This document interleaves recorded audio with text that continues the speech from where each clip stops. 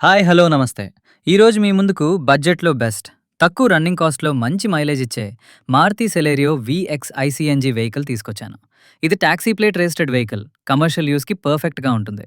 రోజువారీ cab, local travels లేదా business పర్పస్‌కి చాలా మంచి చాయిస్. ఈ కార్‌లో CNG engine, 5 speed manual gear box, అలాగే కంపెనీ ఫిటెడ్ సీఎన్జీ టెక్నాలజీ ఉంది.